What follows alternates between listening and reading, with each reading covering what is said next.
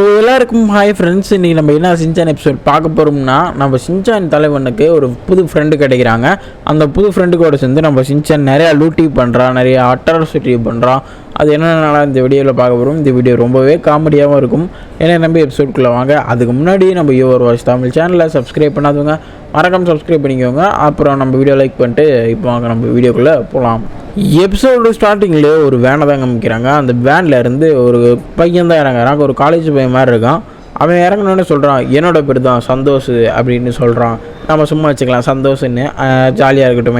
அவன் புது வீடு கூடி வந்திருக்கான் போல், அதை தான் அப்போ சொல்லி பொறுமையாக பேசிகிட்டு இருக்கான். பக்கத்தில் தான் நம்ம தலைவர் சின்சான் நின்றுட்டுருக்கான். சரி, புது வீடு எப்படி இருக்குது அப்படின்னு சொல்லிட்டு நம்ம சந்தோஷ் பையன் போய் பார்த்துக்கிட்டு இருக்கான். வீடு சூப்பராக தான் இருக்குது, அவனுக்கு ஏற்ற மாதிரியும் இருக்குது. சரி, நம்ம பொருளெல்லாம் எடுத்து வைக்கலாம், இதுதான் கரெக்டான டைம் அப்படின்னு சொல்லிட்டு நம்ம சந்தோஷம் பொருளெல்லாம் எடுத்து வீட்டுக்குள்ளே வச்சுட்டு இருக்கையில் நம்ம தலைவர் எப்பவும் போல் டிஸ்டர்ப் பண்ணிகிட்டு இருக்கான், பொருளை எடுத்து வைக்க விடாமல். இப்போ தான் நம்ம தலைவன் கேட்குறான், ஏன்னா நீங்கள் ஏன் தனியாக வாடகைக்கு வந்துருக்கீங்க, உங்கள் ஃபேமிலி யாருமே இல்லையா அப்படின்னு கேட்டதுக்கு, நான் ஒர்க்கு சம்மந்தமாக வந்திருக்கேன், அதனால தான் தனியாக வந்திருக்கேன்னு சொல்லிட்டு நம்ம சந்தோஷம் சொல்கிறான். சரின்னு சொல்லிட்டு நம்ம தலைவன் சின்சானோ, இது நம்ம வீடு நான் வாங்கன்னு சொல்லிட்டு அவங்க வீட்டுக்குள்ளே போய் வாங்கினேன்னு அவனே கூப்பிட்றான். என்னடா இது இந்த தம்பி இப்படி பண்ணிக்கிட்டு இருக்கான் அப்படின்னு சொல்லிட்டு நம்ம சந்தோஷ பையனை பார்த்துக்கிட்டு இருக்கான். நம்ம தலைவன் சின்சான்கிட்ட ஏதாவது ஹெல்ப் பண்ணுறா அப்படின்னு சொல்லிட்டு கேட்கல. ஹெல்ப் பண்ணுமா, சரி என்ன ஹெல்ப் பண்ணும் அப்படின்னு சொல்லிட்டு நம்ம தலைவர் சின்சான் கேட்கல. அந்த வெயிட்டெல்லாம் கொஞ்சம் தூக்க சொல்கிறேன் நம்ம சந்தோஷ். சரி அப்படின்னு சொல்லிட்டு நம்ம சின்சானு தூக்காமே வரையில. உன்னை ஏதாவது தூக்க தான் சொன்னேன் அப்படின்னு சொல்லிட்டு, இப்போ பாருங்கள் நான் உங்களுக்கு எப்படி ஹெல்ப் பண்ணுறேன் அப்படின்னு சொல்லிட்டு நம்ம சின்சான் ஃபார்மில் இறங்கிடுறான். அவன் பண்ணுற ஹெல்ப்பை மட்டும் நீங்களே பாருங்களேன். மூட்டை தொங்குறேன்னு சொல்லிட்டு தூக்கி அவன் மேலேயே அவன் ஏறி உட்காந்துக்கிறேன். என்னடா இது ஹெல்ப் பண்ணாமல் இருக்கலான்னு சொல்லிட்டு எல்லாம் நினைக்கிறாங்க. நம்ம சந்தோஷம் கத்துறான், நீ ஹெல்ப் பண்ணுறதுக்கு ஹெல்ப் பண்ணாமே இருந்திருக்கலாம்டா அப்படின்னு சொல்லிட்டு. எப்படியோ ஒரு வழியாக அந்த பொருள்லாம் தூக்கி வீட்டுக்குள்ளே வச்சுட்டாங்க. வீடை பார்த்து ரசிக்கிறாங்க. வீடு ரொம்பவே நல்லா இருக்குது அப்படின்ட்டு நம்ம சந்தோஷம் அப்போ தான் நினைக்கிறான். ஆமாம்ல, வீடு ரொம்பவே நல்லா இருக்குது அப்படின்னு சொல்லிட்டு நினைக்கிறான். சரி, இப்போ அரேஞ்ச் பண்ணிக்கலாம் அப்படின்னு சொல்லிட்டு ஒரு புக் ஷெல்ஃபு தான் எடுத்து ஜன்னல் கீழே வைக்கிறான். இங்கேருந்து அழகாக இருக்கும் அப்படின்னு சொல்லிட்டு, அதுக்கு தான் ஹெல்ப் பண்ணல, எதுக்காவது ஹெல்ப் பண்ணு அப்படின்னு சொல்லிட்டு நம்ம தலைவன் சின்சானை புக் எடுக்க ஹெல்ப் பண்ணக்கு போடையில நம்ம தலைவன் சின்சானு ஓகே தலைவா அப்படின்னு சொல்லிட்டு நம்ம சின்சானு ஹெல்ப் பண்ணுறான். புக்கை வாங்குறான், அடுக்கிறான். இன்னும் நல்ல பிள்ளை மாதிரி அடிக்கிட்டு இருக்கானே அப்படின்னு சொல்லிட்டு பார்த்தா, புக்கை செல்ஃபில் எடுக்க சொன்னால் நம்ம பைபிளில் வாங்கி இன்னொரு போட்டியில் அடிக்கிட்டு இருக்கான். தம்பி, நான் உன்னை செல்ஃபில் எடுக்க சொன்னப்பா, நீ இன்னொரு போட்டியில் அடிக்கிட்டு இருக்க அப்படின்னு சொல்லிட்டு நம்ம சந்தோஷம் கேட்குறான். உன்கிட்ட சொல்லி ஒரு பிரச்சனமும் இல்லை, நானே அடிக்கிறேன்னு சொல்லிட்டு நம்ம சந்தோஷம் எல்லாத்தையும் அடிக்கிறான். சரி, நீ இதுக்காவது ஹெல்ப் பண்ணல, போய் அந்த கபோர்டையாவது போய் ஒழுங்காக தொடச்சி அப்படின்னு சொல்லிட்டு அவன் சின்சான் கையில் ஒரு துணியை கொடுக்குறான். சரி அப்படின்னு சொல்லிட்டு நம்ம சின்சானும் போய் கபோர்டு துடைக்க பார்க்குறான். கபோர்டு ரொம்பவே எம்டியாக இருக்குது. இதை பார்த்தோன்னே நம்ம சின்சான் ரொம்பவே குஷியாகிறான். கபோர்டு எம்டியாக இருக்குன்னு டான்ஸ் ஆட ஆரம்பிச்சிட்றான்.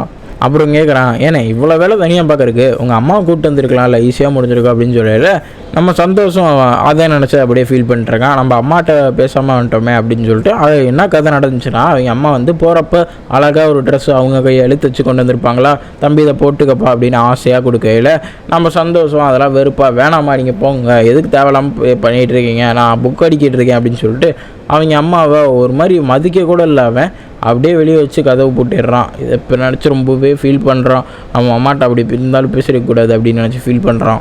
இந்த நேரத்தில் தான் நம்ம தலைவன் வெளியில் ஒரு அக்கா கூட ஜாலியாக பேசிகிட்டு இருக்கான். இதை பார்த்தோன்னே சந்தோஷம், இங்கே ரடா பண்ணுற வாடா அப்படின்னு சொல்லிட்டு அவனை கூட்டிகிட்டு போவேல. அந்த அக்கா இந்த சந்தோஷம் பார்த்தோன்னே ஹாத்தாடி அப்படின்னு சொல்லிட்டு பயந்து ஓடி போட்டுவிட்டாங்க. நம்ம தலைவன் செஞ்சான்னு சொல்கிறான், அவங்க மூஞ்சியை பார்த்து தான் அவங்க பயந்துட்டாங்க அப்படின்னு சொல்லல. நீ மூடு, எனக்கு தெரியும் அப்படின்னு சொல்லிட்டு நம்ம சந்தோஷம் சொல்கிறான். அப்படியே கொஞ்ச நேரம் கழிச்சு நம்ம சின்சானும் எப்பவும் போல் சுத்தம் பண்ணுற மாதிரி தான் நடிச்சிட்டு இருக்கான். அப்படியே சுத்தம் பண்ணிட்டு இருக்கையில தான் ஒரு விஷயத்தை பார்த்து ஷாக் ஆகிடுறான். அப்படி என்னடா ஷாக் ஆகிறான்னு பார்த்தீங்களா, அங்கே ஒரு ஆல்பம் இருக்குது. இந்த ஆல்பம் தான் நம்ம சந்தோஷோட காலேஜ் ஆல்பம் போல். இதெல்லாம் பார்க்காதரா என் காலேஜ் ஆல்பம் அப்படின்னு சொல்லல. நம்ம தலைவன் சின்சான் கேட்காம திறந்து பார்த்துட்டு இருக்கிறியா, இதில் எங்கே அவர் இருக்காரு அப்படின்னு சொல்லிட்டு தேடி பார்க்கல. நம்ம சின்சானுக்கு தெரியவே இல்லை. இங்கே உங்கள் மூஞ்சியே இல்லை அப்படின்னு சொல்லணுன்னே, நான் இதில் தாண்டா இருக்கேன், உன்னால் முடிஞ்சால் நீ என்னை கண்டுபிடி அப்படின்னு சொல்லிட்டு நம்ம சந்தோஷம் சொல்லல. நம்ம தலைவன் சின்சான் எவ்வளவோ தேடி பார்க்குறான், அவர் எங்கே இருக்காரு அப்படின்னு சொல்லிட்டு. என்னால் முடியல, நீங்களே சொல்லியிருக்கேன் அப்படின்னு சொல்லிட்டு நம்ம சின்சான் சொல்லல. என்னடா சரி நான் நானே சொல்லிடுறேன் அப்படின்னு சொல்லிட்டு நம்ம சந்தோஷம் தான் நான் அப்படின்னு சொல்கிறான். ஆனால் அதில் கலர் வந்து கருப்பு கலராக இருக்குது, முடி கலரு. என்னென்ன உங்களுக்கு கருப்பு கலர் முடி இருக்குது இதில் அப்படின்னு சொல்லிட்டு கேட்கையில், அதெல்லாம் அப்படி தான், நான் காலேஜ் படிக்கல பிளாக் தான் வச்சுருந்தேன், இப்போ தான் கலர் அடிச்சிட்டேன் அப்படின்னு சொல்லிட்டு நம்ம சந்தோஷம் சொல்கிறான். ஸோ அப்படியா, சரி மணி வேறு 6 ஆயிடுச்சு, நான் வீட்டுக்கு போய் ஆப்ஷன் கமெண்ட் பார்த்துட்டு நான் வேணா காசுக்கு போயிட்டு பெஞ்ச் கூப்பிட்டு அப்புறமாறேன் அப்படின்னு சொல்லிட்டு நம்ம தலைவர் செஞ்சேன். நாங்கள் இருந்து கிளம்புறோம். இதை மட்டும் அடிக்கிட்டு போயிடலாம்டா அப்படின்னு சொல்லிட்டு 2 போட்டி காமிக்கல. என்னை மன்னிச்சிருங்க சந்தோஷம், நான் வீட்டுக்கு போய் ஆகணும், ஆக்ஷன் கமெண்ட் பார்த்தாகணும் அப்படின்னு சொல்லிட்டு நம்ம தலைவர் செஞ்சான். ஒரு சாரியை போட்டு ஆகிறது அப்படியே கிளம்புறான். அப்புறம் வரேன் அப்படின்னு சொல்லிட்டு இதனால் நம்ம சந்தோஷ் ரொம்பவே தனிமையாகிடுறான். இதை பற்றிலாம் கவலைப்படாமல் சரி நம்மளே ஏதாவது போட்டு அடுக்கலாம் அப்படின்னு சொல்லிட்டு நம்ம சந்தோஷ் தான் ஏதோ எடுத்துகிட்டு இருக்கான். அவன் எடுக்கையில் பார்த்திங்கன்னா அவங்க அம்மா தைச்சி கொடுத்த அந்த துணி அதில் இருக்குது. அம்மா தைச்சி கொடுத்த துணி அப்படின்னு நினைக்கல, அதுலேருந்து ஒரு லெட்டர் இருக்குது, அம்மானா தான் நமக்காக எழுதியிருக்காங்க அப்படின்னு நினச்சி நம்ம சந்தோஷம் அந்த லெட்டரை தனியாக உட்காந்து படிக்க ஆரம்பிக்கிறான். நம்ம அம்மா என்ன எழுதியிருக்காங்க நமக்காக அப்படின்னு சொல்லிட்டு படிக்கையில், கண்ணா நீ எங்கே இருந்தாலும் சந்தோஷமாக இரு, வேலைக்கு சாப்பிடு, குழி, அப்புறம் எதாவது உடம்பு சரியில்லைனா பார்த்துருந்துக்க, உடம்பு சரியில்லைனா வீட்டுக்கு கூட வந்துடு அப்படின்னு சொல்லிட்டு அம்மா எப்படி எழுதியிருப்பாங்களோ அந்த மாதிரி ரொம்பவே பாசமாக எழுதியிருக்கையில் இதை நம்ம சந்தோஷம் படித்து பார்க்குறான். ரொம்பவே ஃபீலிங்காக நினச்சி பார்த்துட்ருக்கையில் இதெல்லாம் இப்போ தான் அவனுக்கு தெரியுது. அதனால் ஃபீல் பண்ணுறான், நம்ம அம்மாவை போய் இப்படி திட்டோமே அப்படின்னு நினச்சி ரொம்பவே அழுகிறான். இந்த நேரத்தில் தான் ஏதோ காலிங் பெல் சவுண்டு வருது, யார் அது இந்த நேரத்தில் அப்படின்னு சொல்லிட்டு நம்ம சந்தோஷம் போய் கதவு திறந்து பார்க்குறான். எவன்டா அது அப்படின்னு நினைக்கல, நம்ம தலைவர் சின்சான் தான். அவனோட டிஃபென்ஸ் ஃபோர்ஸை கூப்பிட்டுன்ட்டான். வாங்கப்பா ஃப்ரெண்ட்ஸாப்பா எல்லாம், சரி வாங்க அப்படின்னு சொல்லிட்டு எல்லாம் கூப்பிடல. நம்ம சின்சான் சொல்கிறான், இனிமேல் இதுதான் நம்ம காசுகப்பி டிஃபென்ஸ் ஃபோர்ஸோட பேஸு 2.0 அப்படின்னு சொல்கிறான். இதனால் அவனோட சந்தோஷோட வீடியோ காசுகப்பி டிஃபென்ஸ் ஃபோர்ஸாக மாற்றிட்டே நம்ம தலைவர் சின்சான். நம்ம சந்தோஷம் பார்க்குறான், என்னடா சின்ன பிள்ளைங்களாம் சேர்ந்து அலும்பு பண்ணிட்டு இருக்கானுங்க அப்படின்னு சொல்லிட்டு ரொம்பவே டார்ச்சராக பார்த்துக்கிட்டு இருக்கிறேன் நம்ம சந்தோஷ். இதோட இந்த எபிசோடையும் முடிச்சு விட்டுறாங்க. இந்த எபிசோடு எப்போ இருந்துச்சுன்னு கமெண்ட் பாக்ஸில் கமெண்ட் பண்ணுங்கள். கொஞ்சம் நல்லா இருந்துச்சுன்னு தான் நான் நம்புகிறேன்.